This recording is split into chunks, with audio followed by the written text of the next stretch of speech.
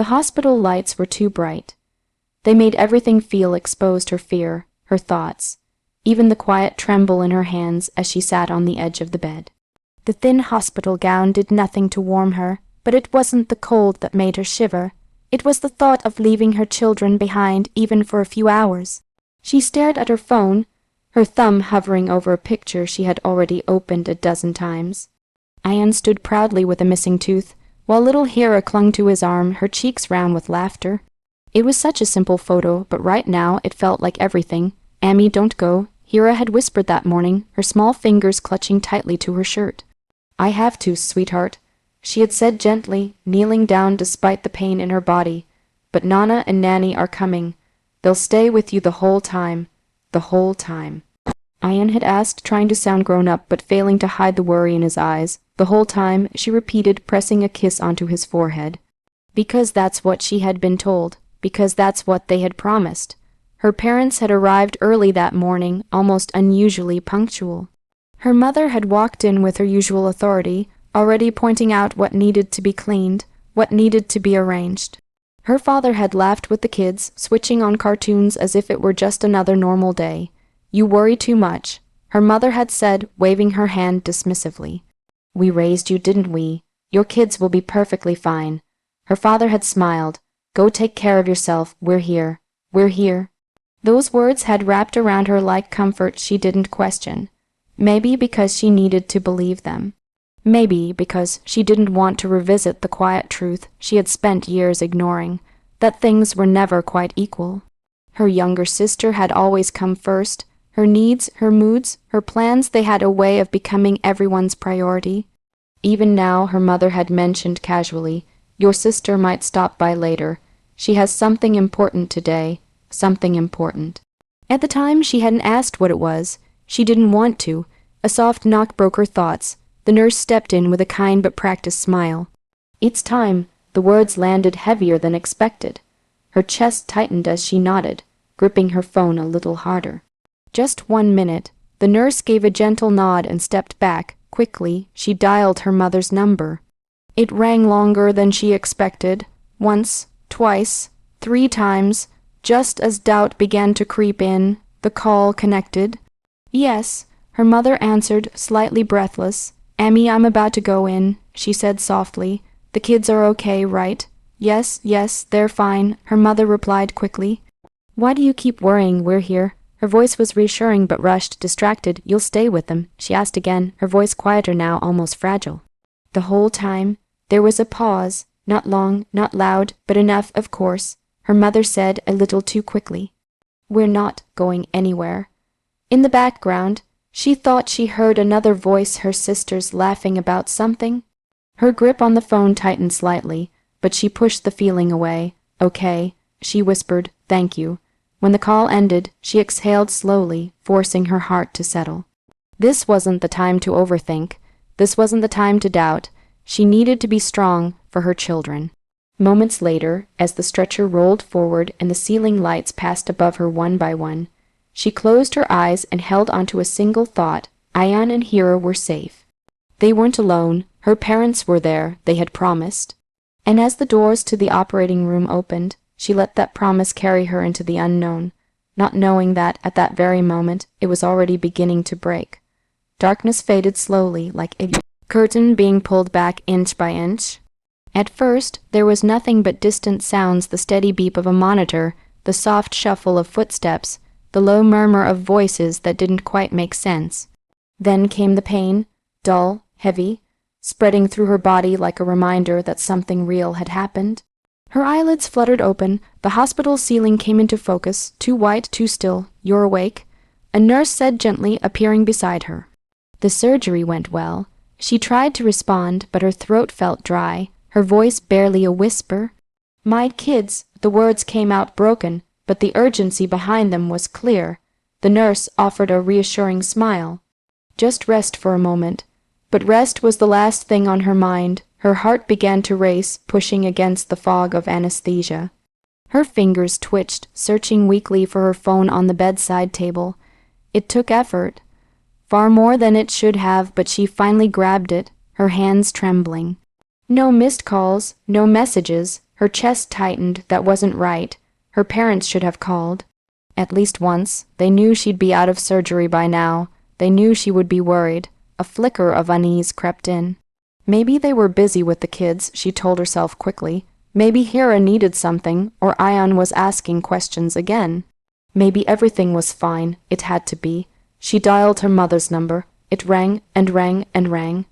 No answer. Her breathing grew shallow. She tried again. This time her father. Still nothing.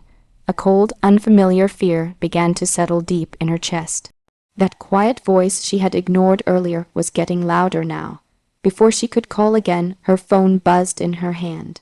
A message, not from her parents, from her neighbor, Mrs. Khan.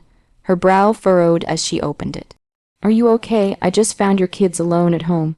Ian said your parents left hours ago. I've taken them to my house." The world stopped. For a moment, she couldn't breathe. Her eyes scanned the message again, then again. The words didn't change. Her kids alone, left hours ago. A sharp pain shot through her chest, not physical, but something deeper, something that made the stitches in her body feel meaningless compared to the tear forming inside her. "No," she whispered, her voice cracking. Her hands began to shake violently now, her heart pounding so hard it felt unbearable. The machines beside her beeped faster in response, but she barely noticed. She called her mother again. This time the call connected. "Hello?" Her mother answered, sounding slightly annoyed. "What happened?" she demanded weakly, her voice trembling but urgent. "Where are the kids?" There was a pause, then casually, almost carelessly, "They're at home." Her grip on the phone tightened. "No, they're not. Mrs. Khan found them alone. She said you left hours ago." Another pause, longer this time. "We just stepped out for a bit," her mother replied, her tone defensive now. "Don't make a big deal out of it." A big deal. Her voice broke, disbelief flooding every word. "I was in surgery. You promised. You said you'd stay with them. In your condition, you shouldn't be shouting." Her mother snapped. "Your sister had an appointment. It was important." The words hit harder than anything else. An appointment. "That's why you left them," she whispered, tears slipping down the sides of her face. "For a hair appointment." "It wasn't just a hair appointment," her mother said sharply. And they weren't alone for long. Hours. They had been alone for hours. Her children, scared, confused, waiting for someone who was supposed to protect them. Something inside her cracked completely. This wasn't a mistake. This wasn't forgetfulness. This was a choice. "You chose her," she said softly, her voice hollow now, again. Her mother sighed, clearly irritated. "You're overreacting." The call ended soon after, but the silence that followed was louder than anything. She stared at the ceiling, tears slipping freely now, her body too weak to move, but her mind wide awake. Every memory, every moment she had ignored, every time she had been second. It all came rushing back with brutal clarity. But this time, it wasn't just about her. This time, they had hurt her children. And as the pain settled deep into her heart, one thought rose above everything else, quiet, steady, and unshakable. This was the last time. They would never get the chance to do this to her again. Recovery was supposed to be slow. That's what the doctors had said. Take it easy, no stress, let your body heal. But no one had warned her about the kind of healing that had nothing to do with stitches or medicine. The kind that settled deep in the chest, where something had broken in a way no scan could ever show. The physical pain faded day by day. The other pain didn't. It stayed quiet, steady, and sharp. She returned home a week later. The moment she stepped inside, two small bodies crashed into her carefully, wrapping around her as if they had been holding their breath for days. "Mama," Ian tried to act brave, but his voice trembled. Hera buried her face into her side, clinging tighter than ever before. "I'm here," she whispered, holding them both as gently as she could. "I'm here now." But something had changed. Not in her love for them. That had only grown stronger, in everything else. Her parents came later that evening, as if nothing unusual had happened. Her mother walked in carrying a small bag of fruit, her expression neutral, almost bored. "How are you feeling now?" she asked casually. No apology, no guilt, just normal. Her father avoided eye contact, settling quietly into a chair. She watched them in silence for a moment, something cold and unfamiliar settling inside her. A week ago, she would have tried to keep the peace to avoid tension, to pretend everything was fine. But now pretending felt impossible. "I've arranged a full-time babysitter," she said calmly. Her mother looked up, surprised. "Why, we're here." That word again, "we're here." She almost smiled, but there was no warmth in it. "I don't need you to be," she replied, her tone even. A brief silence filled the room. Her mother frowned. "You're still upset about that day." She met her eyes this time, steady and unshaken. "My kids were alone for hours. They were fine," her mother dismissed quickly. "Nothing happened." Something inside her tightened, but she didn't raise her voice. "Not anymore. That's not the point," she said quietly. "You promised." Her mother sighed, clearly irritated. "We said we'd take care of them, and we did. You're acting like we abandoned them on purpose." She didn't respond, because deep down she knew the truth. They hadn't forgotten. They had chosen, and that realization had changed everything. From that day on, things became different. She stopped calling her parents for help, stopped sharing every small detail of her life, stopped expecting anything at all. Instead, she built something new. The babysitter she hired, Mrs. Sana, was kind, attentive, and always present. The children slowly grew comfortable with her, their laughter returning in small, careful pieces. Her neighbor, Mrs. Khan, became someone she trusted more than she ever expected, and her world, though smaller, felt safer. Her parents noticed the distance, of course. "You barely visit anymore," her father mentioned one afternoon. "You don't bring the kids over like before," her mother added, her tone edged with accusation. She simply nodded. "I've been busy." It wasn't a lie. She was busy. Busy rebuilding her life without them at the center of it. Busy learning how to stand without leaning on people who let her fall. They didn't understand it, or maybe they didn't want to. To them, everything had already passed, forgotten, finished, but for her, it had just begun, because this wasn't about anger anymore. It wasn't about shouting or proving a point. It was about something far quieter and far stronger. Boundaries? And slowly, carefully, she began to draw them. An invitation declined here, a phone call missed there. Less time, less access, less of her. Her mother would occasionally complain. Her sister would make sarcastic remarks. But she no longer reacted the way she used to. She didn't argue. She didn't explain. She simply stepped back, and in that distance, something else started to form. A plan, not loud, not cruel, but precise, because for the first time in her life, she understood something clearly. Some lessons couldn't be explained. They had to be felt, and soon they would feel exactly what she had felt that day, what it meant to be left out, what it meant to not matter. And when that moment came, she wouldn't raise her voice. She wouldn't need to. Because silence, she had learned, could be the most powerful answer of all. The invitation cards were simple, elegant, and carefully chosen. She ran her fingers over the smooth paper, reading the words again, not because she needed to, but because of what they represented. A new beginning. After months of quiet rebuilding, sleepless nights, and slow healing, she had finally done it. A small house, not extravagant, but hers, a place where her children felt safe, a place built on certainty, not broken promises.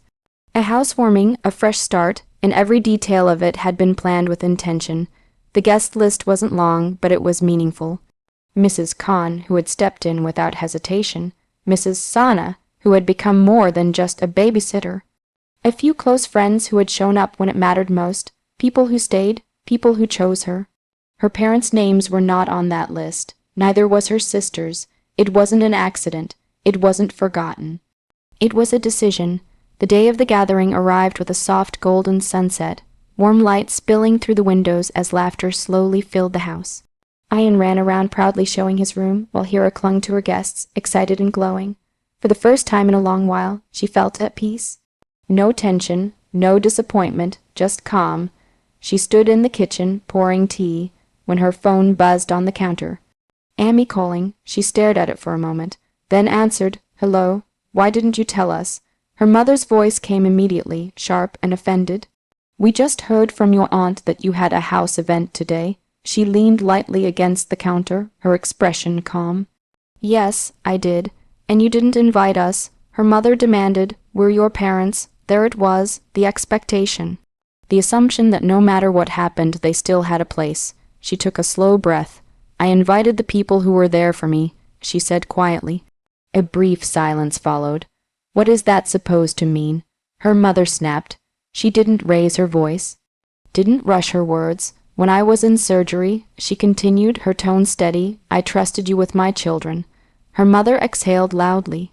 Not this again, you promised me, she said gently but firmly. You said you wouldn't leave them. They were fine, her mother argued. Nothing happened. She closed her eyes for a moment, remembering the hospital ceiling, the shaking hands. That message, your kids were alone. It's not about what happened, she said softly. It's about what could have happened and the fact that you didn't think it mattered. Her voice didn't break.